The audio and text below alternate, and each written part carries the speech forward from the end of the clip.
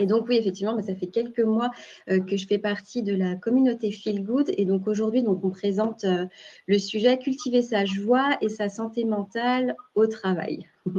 Donc pourquoi j'ai choisi ce sujet? Parce que simplement, il touche tout le monde de manière individuelle et de manière collective, quelle que soit son expérience professionnelle ou son poste. Voilà. Donc vraiment, là, l'objectif de la session, c'est de vous donner des, des outils pratiques à mettre en place dès maintenant, à votre échelle, et aussi vous aider à identifier les signaux d'alerte.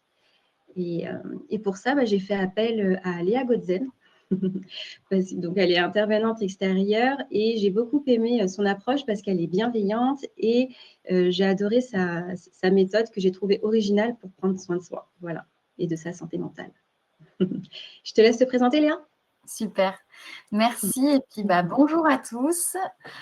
Bienvenue donc dans ce webinaire où on va pouvoir voir ensemble comment cultiver sa joie au quotidien et dans son travail notamment. On va voir ensemble, je vais me présenter rapidement juste après. Et puis, je vais définir aussi un mot que j'aime beaucoup et qui va faire un petit peu, qui va être tout le fil rouge de cette présentation. On ira ensuite voir ce qu'est la méthode Soleil. Et puis, pour finir, on verra 3 notions d'auto-évaluation qui pourront vous aider à vous checker ou aussi à observer les autres. On va voir ça tout de suite ensemble.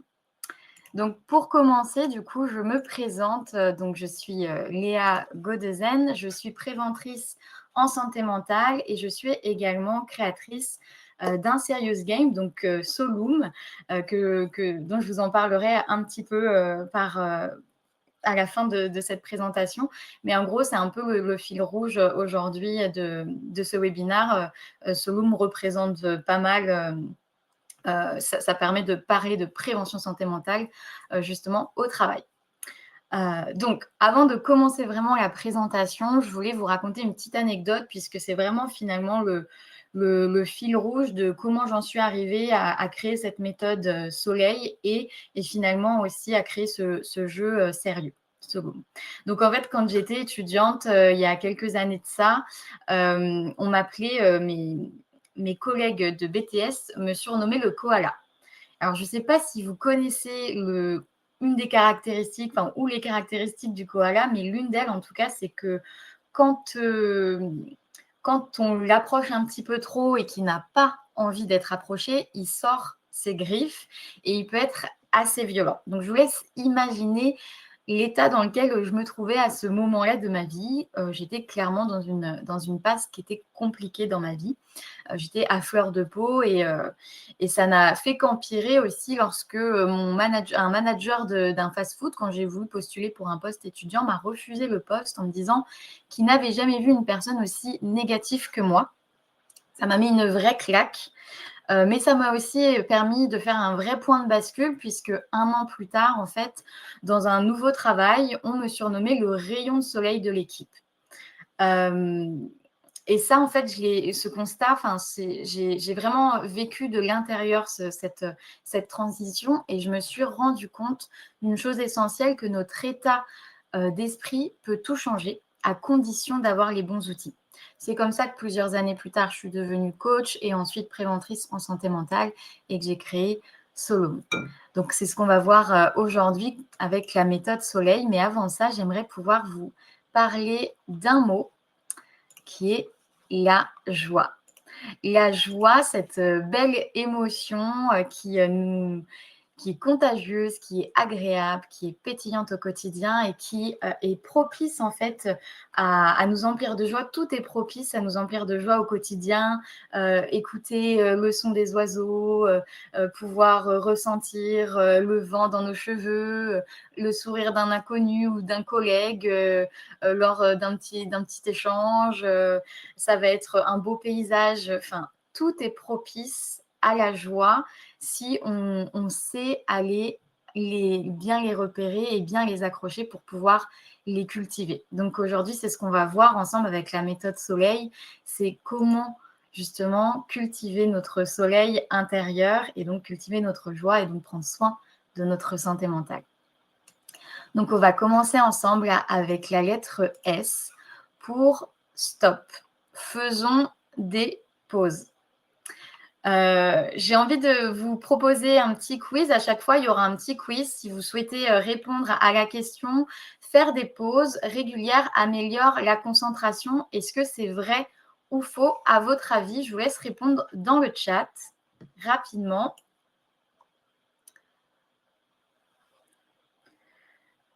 Ok, je vois pas mal de réponses.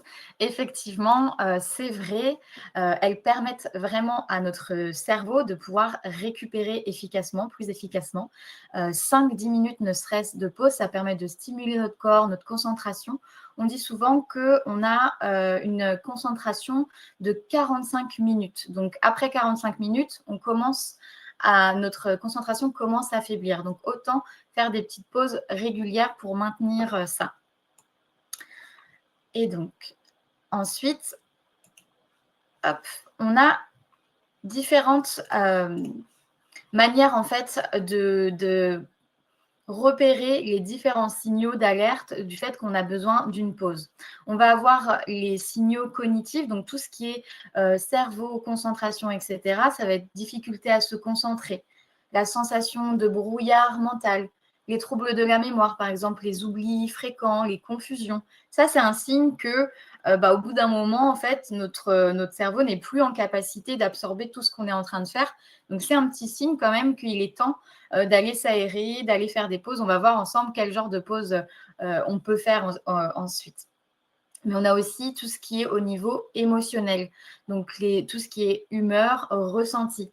Donc là, ça va être si on est, je ne sais pas, plus irrité, on va rentrer plus facilement dans le conflit. Ça peut être un indicateur qu'on a besoin de souffler, de faire un peu plus de pause. Ça peut se sentir, par exemple, on peut se sentir agacé par le cliquetis fréquent de la souris de notre voisin, alors qu'habituellement, ça ne nous dérange pas. Mais là, ça peut être justement un petit signe qu'on en a marre et qu'on est fatigué, qu'on a besoin d'une pause. Mais ça peut être aussi les notifications de mails, etc. Toutes ces petites irritabilités qui sont d'habitude OK pour nous, là, ça peut nous indiquer que, OK, là, on a besoin d'une pause aussi. Mais ça peut aussi être au niveau comportementaux. Donc, ça va être les actions, les habitudes. Donc, par exemple, l'hyperactivité ou au contraire, plutôt la procrastination excessive. Tous ces signaux-là, hein, c'est non exhaustif, hein, bien évidemment, mais en tout cas, ça peut vous permettre de vous observer, vous, et de vous poser les questions, OK, moi, c'est quoi mes signaux d'alerte à moi qui me permettent de voir que j'ai besoin d'une pause. Mais on a aussi, du coup, au niveau physique. Donc là, c'est tout ce qui est notre corps, notre santé, donc les tensions musculaires, les douleurs inexpliquées, ça peut être dans les cervicales, mais ça peut être aussi les maux de tête, l'estomac qui commence à gargouiller parce qu'il est l'heure de la pause déjeuner, par exemple, tout simplement. Mais ça peut être aussi les maux de dos, etc. Donc, pensez à bien s'étirer, faire une pause de 30 secondes, d'aller marcher 5 minutes, etc. Moi, personnellement, je ne sais pas vous, mais moi, les maux de tête, si j'en arrive à avoir des maux de tête, c'est que j'ai déjà dépassé une certaine limite et que je n'ai pas pris suffisamment de pause avant. Donc voilà, ça peut vous permettre de réfléchir un petit peu à ce qui vous concerne et comment vous pouvez justement repérer ces signaux chez vous. Et donc, les pauses, c'est vraiment pas un luxe, c'est vraiment une nécessité et ça a un vrai impact, ça a de vrais bénéfices sur notre productivité et notre créativité. Ça va permettre d'améliorer la concentration. Donc, les pauses, on le sait, ça permet de recharger notre batterie mentale. Ça va aider à maintenir aussi une meilleure concentration et puis être plus efficace sur les tâches à accomplir par la suite. Ça va permettre aussi de stimuler notre créativité parce que aller prendre l'air, prendre du recul, ça permet à notre esprit de vagabonder, ça permet de favoriser l'émergence de créativité. Par exemple, moi, avant un gros brainstorming, j'aime bien aller marcher parce que être en nature, ça me vide complètement l'esprit et je reviens complètement boostée et pleine de créativité. Mais ça permet aussi de réduire le stress. Donc, s'offrir des moments de détente et de relaxation, ne serait-ce que quelques secondes, en fait, 30 secondes, 1 minute, toutes les 45 minutes ou toutes les heures, ça vraiment aide à réduire le stress. Ça permet aussi d'augmenter la productivité. Donc, en évitant finalement la fatigue mentale, en faisant des pauses régulières, on permet de rester plus productif aussi sur le long terme. On va aussi améliorer notre santé physique, le fait de bouger, d'aller s'étirer pendant les pauses, d'être un petit peu moins sédentaire finalement, permet vraiment d'améliorer notre santé physique. Puis, ça permet aussi de renforcer finalement les relations sociales. Les pauses collectives qu'on va voir juste après, ça, c'est une super occasion de sociabiliser avec nos collègues, de parler d'autre chose que le travail et de créer une ambiance plus sympa, plus positive au travail. Et puis, bien évidemment, ça permet la prévention de l'épuisement professionnel puisque de faire des pauses régulières, on évite le surmenage, on évite l'épuisement professionnel, ce qui est vraiment crucial pour durer, pour avoir une bonne carrière dans le temps. Et ce que je vous disais, c'est qu'on a différents types de pauses. On va avoir les pauses détente. Donc, les pauses détente, c'est tout ce qui est relaxation, respiration, une mini-sieste de 5-10 minutes, ça fait l'affaire aussi. De lire son livre, un chapitre de notre livre favori du moment, d'écouter une musique qui nous fait plaisir. Tout ça, c'est très rapide et finalement, ça permet de nous détendre. Et puis, on va avoir les pauses actives. Donc, celle-ci, ça va plutôt être de sortir prendre l'air, de s'étirer. Moi, ma préférée, personnellement, c'est la danse de la joie. Je mets ma musique et je danse, voilà, tout simplement. Et ça me fait un grand bien. Donc, je vous conseille de la tester en groupe. Collectivement, elle est super, puisqu'on a aussi les pauses collective, conviviale. Donc, ça peut être les jeux entre collègues, entre midi et deux. Il me semble que vous avez tout un espace de gaming en ligne, etc. Donc, ça, c'est super pour pouvoir, entre collègues, profiter de pauses conviviales. Ce qu'on va éviter, par contre, le plus possible, c'est finalement les pauses sur notre téléphone, puisque les messages, les notifications, tout ça, ça augmente en fait notre charge mentale. On a l'impression qu'on se libère parce qu'on va aller scroller ou qu'on va aller voir une information qui n'a rien à voir avec notre travail, mais finalement, ça ne fait que constituer encore plus notre charge mentale et on n'arrive pas finalement à avoir une vraie pause. J'ai eu le cas lors d'un participant, lors d'un des ateliers, qui est, lui, chiropracteur. Donc, a priori, il ne travaille pas avec les écrans. Et donc, il me disait qu'il prenait sa pause. Et en réfléchissant, il me dit, effectivement, je prends mon portable. Et je lui demande, est-ce que tu te sens ressourcé? Est-ce que après cette pause-là avec ton portable, tu es bien? Parce que ça m'intéressait vraiment de savoir finalement, est-ce que une pause quand on ne travaille pas avec les écrans, une pause avec un écran, ça peut changer. Et il me dit, non, en fait, je me rends compte que j'aurais préféré faire une sieste, en fait, ou prendre l'air et aller m'étirer. Et donc, c'est hyper intéressant de se dire qu'en fait, on a l'impression de faire une pause avec notre téléphone, mais finalement, ce n'est pas une vraie pause efficace. Donc, on pense à faire des pauses. La prochaine lettre, donc, c'est le O pour oser. On ose exprimer nos émotions et poser nos limites. Il y a 27% des actifs français qui déclarent devoir cacher leurs émotions au travail et faire semblant d'être de bonne humeur. Alors, j'ai une question pour vous. Exprimer ses émotions au travail est-il une faiblesse? Vrai ou faux, à votre avis?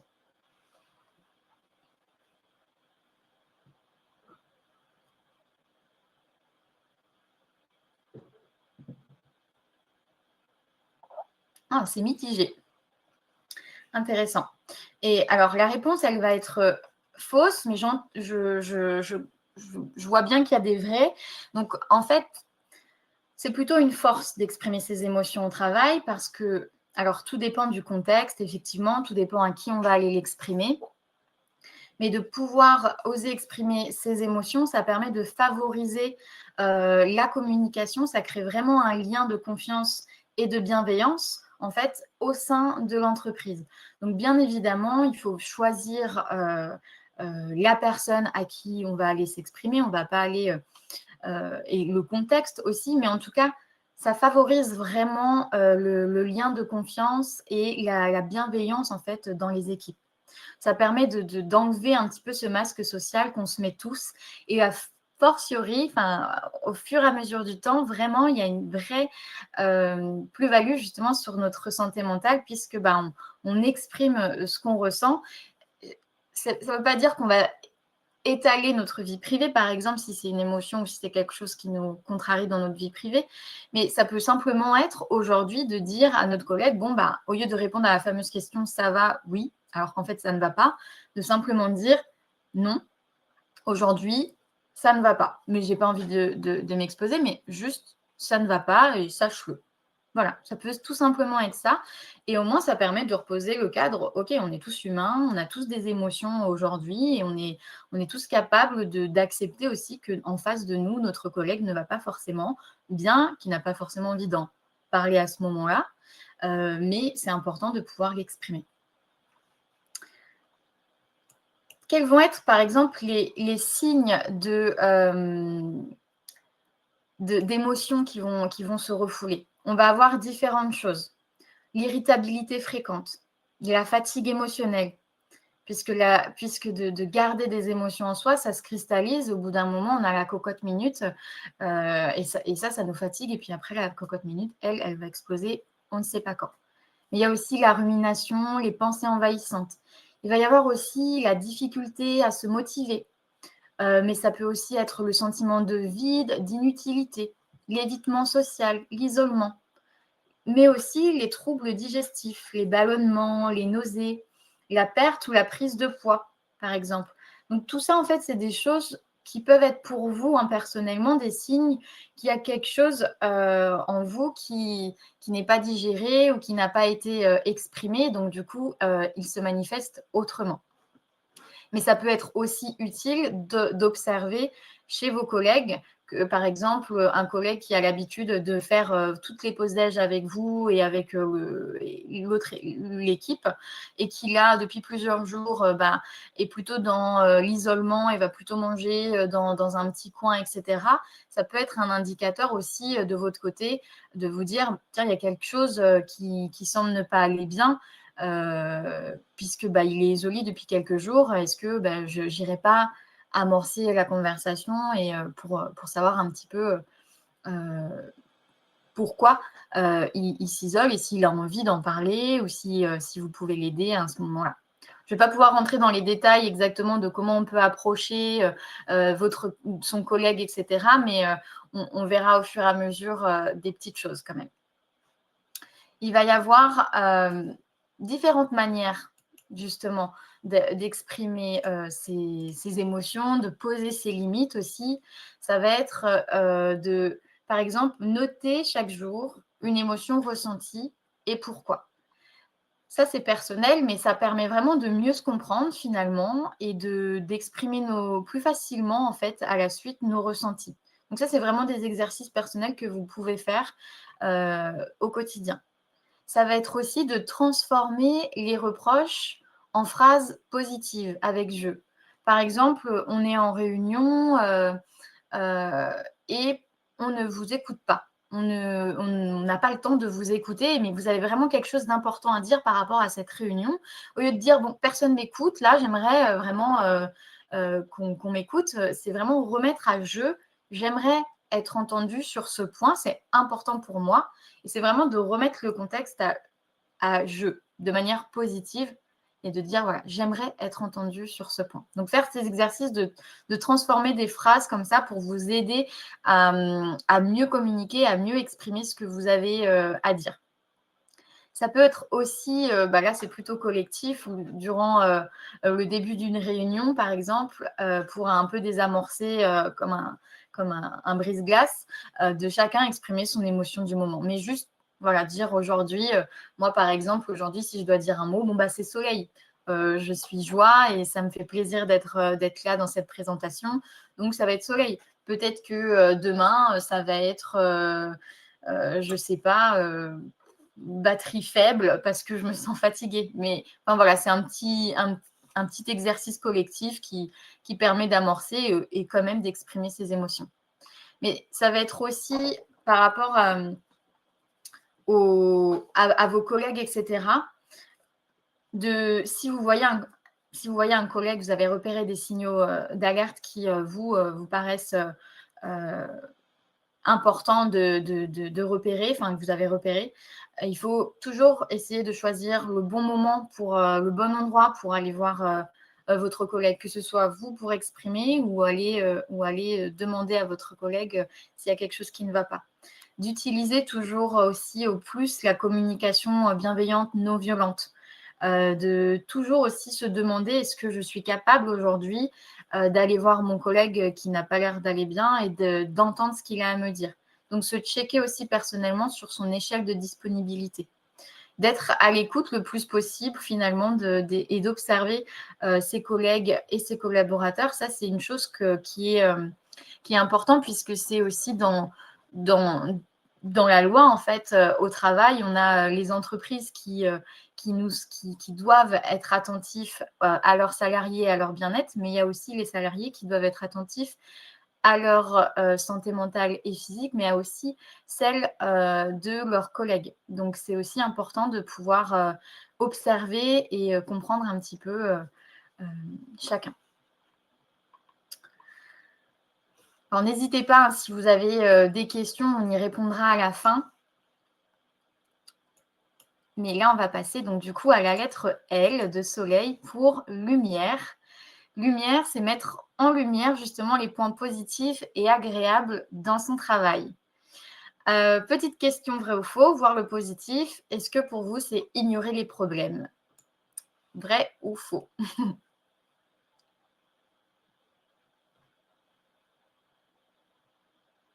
Ok, bon là, on est plutôt sur du faux. Parfait, puisque voir le positif, effectivement, ce n'est pas fuir la réalité, c'est vraiment reconnaître le bien en même temps que ce qui est difficile. Donc, ça va être vraiment un levier finalement de résilience et de bonne santé mentale aussi. J'ai un exercice à vous proposer à faire rapidement si vous le souhaitez. C'est de citer 3 choses dans le chat que vous aimez dans votre travail de manière générale. Mais ça peut être l'ambiance entre collègues ou une tâche précise dans votre travail ou l'environnement. Voilà, je vous laisse quelques minutes pour y réfléchir, les noter, les partager si vous avez envie.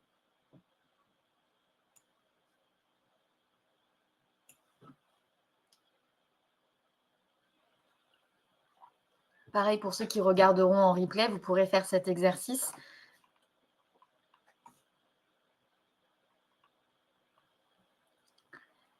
J'ai l'ambiance, les personnes avec qui je travaille, échange le café le matin, l'émission confiée, super. Je continue à y répondre. Moi, je vais continuer à passer parce que sinon, on ne va pas avoir le temps de tout faire. Mais faites cet exercice parce que voilà, ça permet de se rendre compte aussi qu'on a des choses très chouettes et ça fait plaisir, même si on s'en rendait compte, de le dire aussi.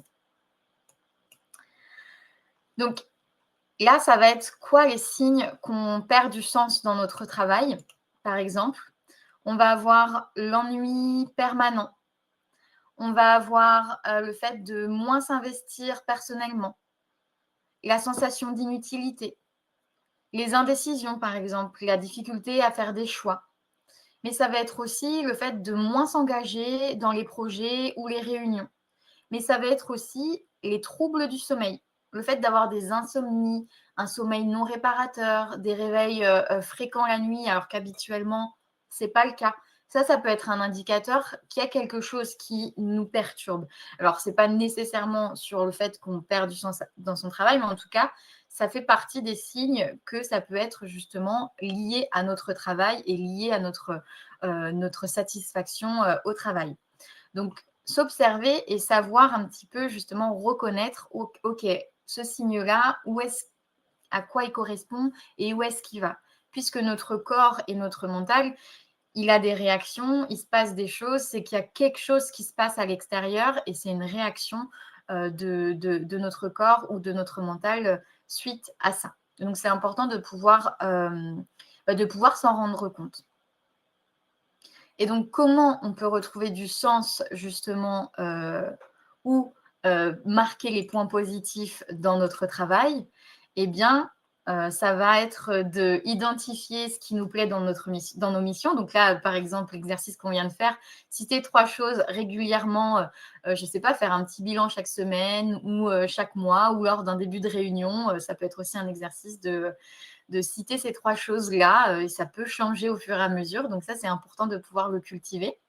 Ça va être aussi de se rappeler de l'impact de notre travail au quotidien, puisque des fois, on peut être dans l'automatisme et on oublie pourquoi on fait ça. Et donc, innovateur de s'en rappeler régulièrement. Ça va être de permettre de se reconnecter aussi à nos valeurs avec le travail que l'on fait. Est-ce que ce que je fais comme travail, ça nourrit aussi mes valeurs personnelles? Ça va être aussi de se remémorer finalement une réussite passée quand on a un challenge qui se présente. Donc, pourquoi pas avoir un carnet ou quelque chose sur notre bureau ou proche dans notre environnement de travail qui nous permet d'écrire un peu nos fiertés ou nos réussites dans différents projets au travail qu'on a fait. Et quand on a un challenge et qu'on est un peu perdu ou qu'on doute de nous-mêmes, se remémorer, mais tiens, en fait, j'ai réussi, il y a pas moins d'une semaine, j'ai réussi ce projet qui a été assez long et difficile. Pourtant, je l'ai réussi. Et donc, voilà, se remémorer les réussites, ça, se cultiver toutes ces petites choses-là permet de retrouver du sens ou de cultiver tout simplement le positif dans notre travail.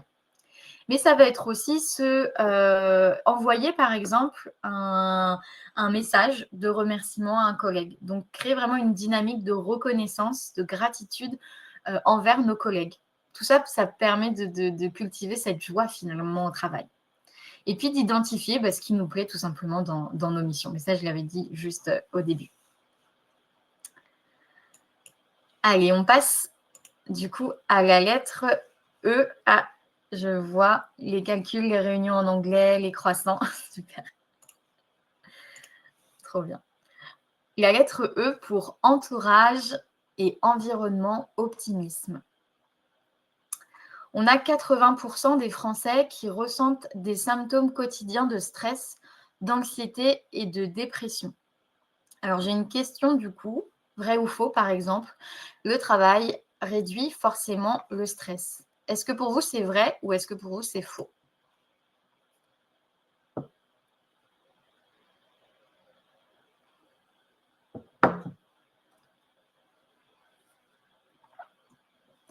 Effectivement. Effectivement, c'est faux. Le télétravail peut vraiment offrir plus de liberté, c'est vrai, mais ça peut aussi finalement isoler, ça peut flouter les limites pro-perso, ça peut aussi finalement augmenter la charge mentale. Et vraiment, son impact, il va dépendre du cadre que l'on met, des limites qu'on se pose, du soutien aussi, et des besoins finalement de chacun. Donc, c'est vraiment important de bien cadrer finalement, de bien oser poser ses limites aussi avec soi-même quand on fait du télétravail, pour justement éviter que ça déborde sur notre vie perso à la suite. Alors, hop. Ah, merci. Donc, quels vont être les signes d'un entourage toxique dans notre travail? On a tous, peut-être ou pas, en tout cas moi ça m'est déjà arrivé de ressentir cette petite boule au ventre en pensant à mon travail juste avant d'aller dormir ou d'avoir un collègue qui remet en question toutes mes actions. Ça fait partie finalement, c'est pas quelque chose qui est finalement normal quand on pense au travail. Et donc c'est plutôt qu'on a un entourage toxique dans notre travail. Donc, ça va être aussi les sensations d'être épuisé après certaines interactions. Donc, c'est vraiment un ressenti personnel, mais de se sentir à chaque fois épuisé après une interaction avec un collègue ou un manager ou peu importe dans notre travail, ça, c'est vraiment un signal que c'est pas complètement normal et qu'il y a quelque chose qui n'est pas OK. Ça va être aussi les critiques finalement constantes et le manque de soutien de la part soit de nos collègues ou de nos managers. Ça peut être des signes en fait qu'il y a quelque chose de pareil qui ne va pas vraiment. Les relations tendues avec les collègues, ça engendre finalement sur le long terme peut-être cette petite boule au ventre avant de s'endormir en pensant au travail. l'absence de soutien ou de coopération, les remises aussi en question incessantes de nos compétences, donc le fait qu'on ne fasse pas confiance sur nos missions et sur nos compétences. Et le fait juste de ressentir du stress rien qu'à l'idée d'aller au travail. Alors, on peut ressentir du stress parce que le lendemain, on a un gros projet ou on a une grosse présentation. Mais si on ressent du stress tous les jours, c'est pas tout à fait normal. C'est qu'il y a quelque chose à aller vérifier et aller travailler. Par contre, l'impact d'un bon entourage et d'un bon environnement au travail, lui, il va vraiment permettre une meilleure motivation au quotidien, plus de sérénité et donc réduction du stress aussi. C'est vraiment un facteur, l'environnement et l'entourage, c'est vraiment un facteur clé d'une bonne santé mentale. Ça va aussi permettre de renforcer les liens sociaux, d'éviter l'isolement. Tout ça permet un meilleur climat, une meilleure confiance. Et c'est un vrai bonus positif finalement pour notre journée que d'aller au travail, de se sentir bien avec cet entourage, bien dans notre environnement de travail. C'est vraiment, ça améliore finalement la satisfaction au travail. Ça nous permet d'avoir plus d'engagement et sur le long terme, de meilleurs résultats. Et nous, on peut vraiment être le leader, entre guillemets, d'apporter ça. Si on ne retrouve pas, on peut vraiment être source justement d'apporter cette ambiance dans notre travail, d'apporter des choses positives dans notre environnement de travail. Et justement, comment on se crée un entourage et un environnement positif dans notre travail? Ça va être justement d'apporter cette petite touche personnelle sur notre bureau. Ça fait plaisir d'arriver dans notre espace de travail et d'avoir des petites touches qui nous sont personnelles. Ça peut être notre plante préférée, mais ça peut être aussi un poster d'une expo ou d'un concert qu'on a été voir. Je ne sais pas, que sais-je, d'un jeu favori. Mais en tout cas, de personnaliser son travail pour se sentir bien dans notre environnement, c'est hyper important à le cultiver. Ça va être aussi, comme je le disais tout juste avant, c'est d'être pour soi vraiment et les autres moteurs de joie et de bonne ambiance au travail. Ça va être de proposer, pourquoi pas, des pauses collectives, comme on le disait tout en haut avec la lettre S pour faire des pauses de manière collective. Pourquoi pas proposer une danse de la joie géante, par exemple, ou alors un jeu justement de société sur la pause méridienne. Mais ça va être aussi d'instaurer la gratitude entre vous, entre collègues, entre collaborateurs, d'envoyer cet email de remerciement tout bête, mais ça fait plaisir en fait. Et c'est important pour cultiver justement un bon environnement et un bon entourage. Mais ça va être aussi de oser demander de l'aide finalement, quand on en a besoin, avant de se retrouver vraiment en grosse difficulté. Donc tout simplement, oser demander de l'aide pour nous aider sur une tâche ou pour nous aider sur autre chose. Allez, on passe à la lettre I pour le discours intérieur. Donc, notre discours intérieur, ça va être quelles sont les pensées que l'on nourrit dans notre quotidien. Est-ce qu'elles sont valorisantes? Est-ce qu'elles sont dévalorisantes? Qu'est-ce qu'on se raconte à l'intérieur de nous? Encore un petit vrai ou faux. Est-ce que les pensées négatives n'ont aucun impact sur le bien-être? Est-ce que c'est vrai ou est-ce que c'est faux? Il n'y a pas vraiment de question piège, évidemment, c'est faux, puisque les pensées négatives, elles influencent nos émotions et nos comportements. Ça va être d'où l'importance vraiment de cultiver un dialogue intérieur bienveillant. Au début de cette présentation, je vous racontais cette histoire de koala qu'un manager m'avait refusé parce qu'il n'avait jamais vu une personne si négative que moi, etc.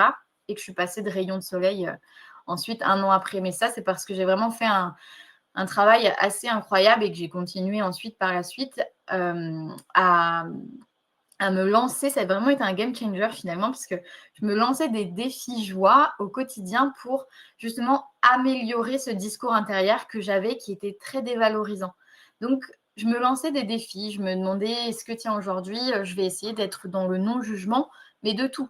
de moi, mais aussi des autres, parce que j'étais quelqu'un qui jugeait beaucoup, qui me jugeait beaucoup, mais qui jugeait aussi finalement beaucoup les autres. Et donc, du coup, je me lançais ces défis-là. Aujourd'hui, je suis dans le non-jugement. Donc, dès que j'avais une pensée de jugement qui arrivait, mais je me stoppais, je l'écrivais et ensuite je travaillais cette pensée pour, OK, comment je la fais en non-jugement.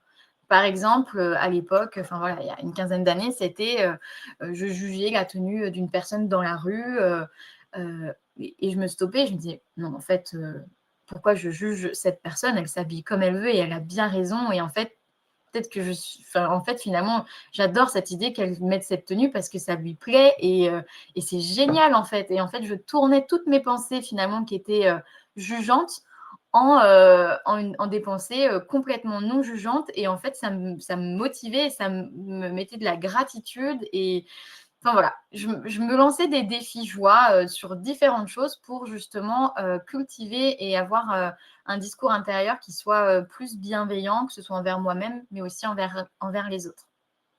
Parce que ça a un vrai impact sur nos pensées, finalement. Les pensées négatives, elles ont un vrai impact sur notre bien-être, hein, sur notre santé mentale, sur le long terme. Ça peut vraiment être une baisse de confiance en soi et d'estime de soi. Ça peut nous créer aussi beaucoup de stress et de plus en plus créer aussi de l'anxiété. Ça peut nous rendre moins motivés, créer moins d'énergie parce qu'on sait que ça prend beaucoup, beaucoup, beaucoup d'énergie d'être constamment dans nos pensées et de ruminer toutes ces pensées qui sont finalement dévalorisantes pour soi. Ça prend beaucoup d'énergie. Et puis, on a beaucoup plus de difficultés finalement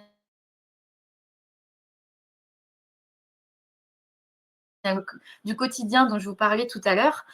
Tout ça, ça rend plus difficile. Ce qu'il faut vraiment pas aussi négliger, c'est que quand on a des pensées qui sont négatives et qui sont récurrentes sur soi-même et sur l'avenir, il est vraiment important d'en parler, de demander de l'aide auprès d'un collègue dans un premier temps, mais aussi surtout auprès d'un professionnel de santé mentale. Parce que ces pensées récurrentes sur soi-même et sur l'avenir ne sont pas normales et on peut tout à fait aller les travailler avec un professionnel de santé mentale qui pourra vous accompagner dans cette période parce qu'on peut tous avoir ces moments de difficulté sur nous-mêmes.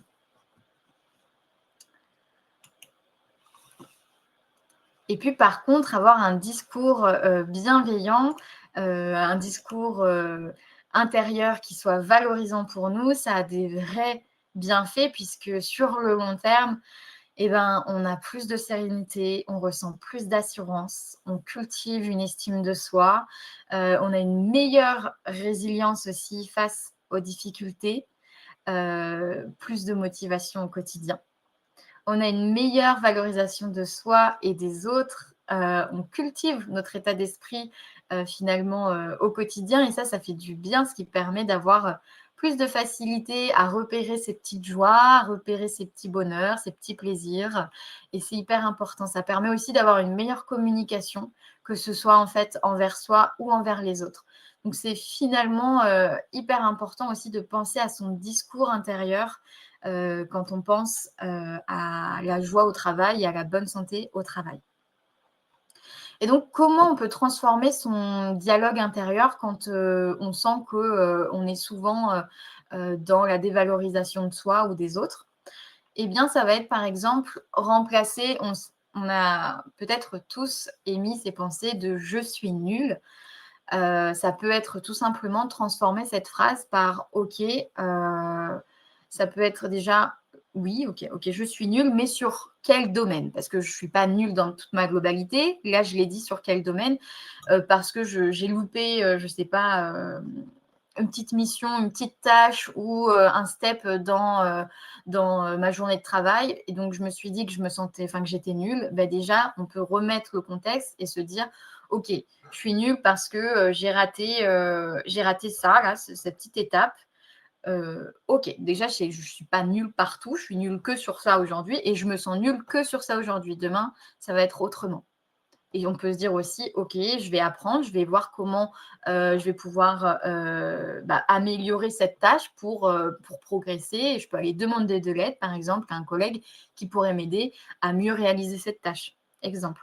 Mais c'est toujours, en tout cas, revenir à ces phrases dévalorisantes, à les décortiquer, en fait, un petit peu pour les transformer en quelque chose de soit neutre ou soit valorisant par la suite.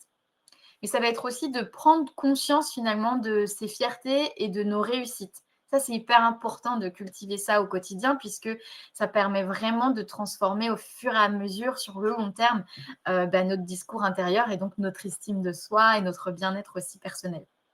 Ça va être aussi de trouver, pourquoi pas, une phrase motivante dans notre quotidien à se répéter régulièrement. Pourquoi pas mettre une phrase qui nous motive juste écrite sur notre miroir de la salle de bain le matin ou un post-it sur notre bureau ou sur notre voiture, notre tableau de bord de voiture quand on conduit ou juste avant d'aller au travail, on voit ce message et hop, ça nous booste. En fait, c'est d'essayer de trouver des petites choses qui vous sont personnelles à vous et qui fonctionnent, puisque on est tous différents et ça peut ne pas fonctionner sur les autres. Mais ça peut fonctionner sur vous, donc il faut tester pour savoir. Et puis, il y a aussi apprendre à trier ses pensées. Donc, comment on trie ses pensées? Est-ce qu'elles sont utiles? Est-ce qu'elles sont constructives? Est-ce qu'elles sont neutres? Est-ce qu'elles sont nuisibles? Essayer d'aller un petit peu trier ses pensées, de dire, OK, celle-ci, elle est même complètement inutile et nuisible en plus, donc je la dégage. OK, celle-ci, elle est constructive, mais par contre, elle est dévalorisante, donc OK, je vais essayer de la retourner pour qu'elle soit constructive et valorisante pour la suite, ou neutre. C'est vraiment d'apprendre à s'écouter à l'intérieur et de capter un petit peu ce qui nous arrive, parce que ça va très vite d'avoir des ruminations, ça va très vite de se faire des scénarios catastrophes. J'avais l'habitude de me faire beaucoup de scénarios catastrophes et j'ai mis en place une balance qui permet de rééquilibrer. S'il y a scénario catastrophe, il y a aussi scénario super, plus que super. Et en fait, ça rééquilibre. Et au fur et à mesure, finalement, j'ai toujours plus les scénarios super, super ou les scénarios normaux que les scénarios catastrophes. Mais tout ça, c'est vraiment de l'entraînement et de s'amuser à s'observer aussi, soi. Et puis, on passe à la dernière lettre de Soleil qui est les loisirs pour un équilibre de vie pro et de vie perso. On a 90% de nos salariés, enfin des salariés français qui considèrent la santé mentale comme une priorité en 2024. C'est génial. Et donc, j'ai une question pour vous. Travailler sans relâche prouve qu'on est motivé et performant. Est-ce que c'est vrai ou faux?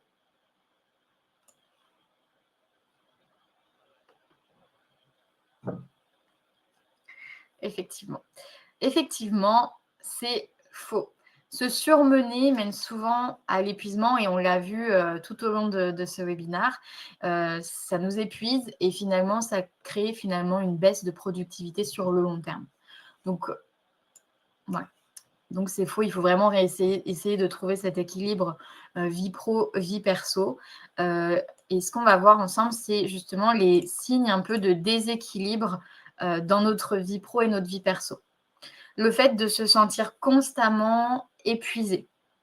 Le fait d'avoir la perte d'intérêt pour nos loisirs. C'est-à-dire que vous aviez plein de loisirs super cool, super chouettes.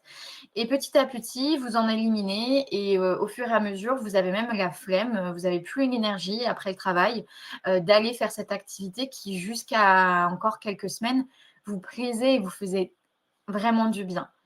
Bon, ça, c'est vraiment un signe qu'il y a un déséquilibre entre votre vie pro et votre vie perso. Mais ça va être aussi la difficulté à se détendre, même en dehors du travail. Donc, on part en vacances et on pense quand même tout le temps à notre travail. C'est qu'au quotidien, il y a un déséquilibre dans notre vie pro, vie perso. L'impression de toujours courir aussi après le temps. D'être toujours, de jamais avoir le temps, de ne pas pouvoir prendre du temps pour soi, etc. Bon, on peut prendre toujours le temps de prendre du temps pour soi. et aussi les troubles du sommeil. Les troubles du sommeil, de toute façon, dès qu'il y a un trouble du sommeil, que ce soit insomnie, un sommeil qui est non réparateur, c'est-à-dire que le matin, on se réveille, on est encore fatigué, ou d'avoir de la difficulté à s'endormir parce qu'on rumine, etc., etc. Bon, les troubles du sommeil, c'est qu'il y a vraiment, de toute façon, que ce soit pour le déséquilibre vie pro, vie perso, que ce soit parce que vous avez des émotions qui soient refoulées, etc., c'est important d'y faire attention. C'est pas normal d'avoir un mauvais sommeil. Et donc, dans tout ça, quels vont être finalement les signes, enfin les bienfaits d'un bon équilibre? Le fait d'avoir un bon équilibre de vie pro, vie perso, on va avoir moins de stress, plus d'énergie, une meilleure productivité dans notre travail, un sentiment aussi d'épanouissement personnel, mais aussi professionnel. Et donc, ça, c'est vraiment hyper important pour cultiver une bonne santé mentale au quotidien, que ce soit dans notre travail ou dans notre vie personnelle. Est-ce que j'ai... Non, je ne sais pas si j'ai une autre slide après. Ouais, si, c'est comment justement retrouver et cultiver du temps pour soi dans son quotidien. Eh bien, ça va être de se planifier des moments personnels. On a tous des rendez-vous médicaux qu'on prend des mois à l'avance et on s'y tient, on y va. Bon, là, pour des moments personnels, on prend rendez-vous avec nous-mêmes, on le note dans notre agenda et on s'y tient. Ne serait-ce qu'une demi-heure par semaine, 1 heure ou plus, ça peut être beaucoup plus, mais au moins une demi-heure par semaine, on se le note et on prend un temps pour soi personnel. On apprend aussi à dire non à aux sollicitations excessives. Donc, on ose poser ses limites, on ose exprimer ses limites et ses émotions pour dire non aujourd'hui. C'est pas contre toi, c'est pas contre toi, j'ai besoin de temps pour moi aujourd'hui. Donc, je vais te dire non pour aller boire un verre après le travail, par exemple, ou d'aller voir un spectacle ou sortir ou que sais-je, parce qu'aujourd'hui, on a besoin d'un temps pour soi, on ose dire non. Mais ça va être pareil pour finalement un collègue qui nous demande de rester plus tard alors que on a fini notre journée et qu'on a quelque chose de prévu. Il y a des personnes qui vont dire bon, d'accord, je vais rester, je vais t'aider. Mais on peut aussi dire aujourd'hui, j'ai quelque chose de prévu après le travail, donc je vais te dire non. Mais sache que voilà, une prochaine fois, si j'ai la possibilité, je t'aiderai avec plaisir et je resterai un petit peu plus longtemps. Mais savoir dire non, tout simplement. C'est aussi se poser des rituels de fin de journée, donc se créer un peu des sas de décompression. On en a peut-être, vous en avez sans vous en rendre compte, mais ça peut être en démarrant la voiture, si vous rentrez en voiture, d'écouter votre émission préférée. C'est de rentrer en vélo, donc vous avez le vent, vous avez le beau paysage, etc., qui défile devant vous. Ça peut être votre sas de décompression qui vous permet de passer de votre travail à votre vie privée. Et puis aussi, c'est d'avoir la règle du plaisir quotidien, donc se donner au moins un plaisir par jour. Je passe rapidement, je vois que le temps file, donc on va passer aux 3 notions pour s'auto-évaluer et pour s'aider justement à s'observer soi-même, mais aussi les autres. Ça va être l'intensité, c'est se poser la question, ok, si on prend l'exemple de la fatigue, sur une échelle de 1 à 10, à quel point je me sens fatiguée? Est-ce que je me sens fatiguée de 2-3 ou est-ce que c'est plutôt 8-9 sur ma fatigue? Depuis combien de temps dure et depuis combien de temps je me sens fatiguée? Est-ce que c'est juste aujourd'hui parce que j'ai eu une grosse journée de travail et qui m'a demandé beaucoup de concentration, de réflexion, etc. Ou est-ce que ça fait déjà plusieurs jours que je me sens fatiguée sur une telle échelle ou même plusieurs semaines, voire beaucoup plus? Et aussi, est-ce que ça a un impact sur mon quotidien? Est-ce qu'aujourd'hui, j'ai des choses, par exemple, des loisirs que j'avais, que je ne fais plus? Est-ce qu'il y a des tâches dans mon travail qui étaient très simples pour moi, qui aujourd'hui me semblent une montagne? Est-ce que ça a un impact sur mon quotidien? Et ça, c'est vraiment ces 3 notions à retenir pour vous aider à vous auto-évaluer sur votre niveau de bonne santé mentale, mais aussi pour vous aider à observer chez vos collègues s'il y a quelque chose qui a changé ces derniers jours ou ces dernières semaines.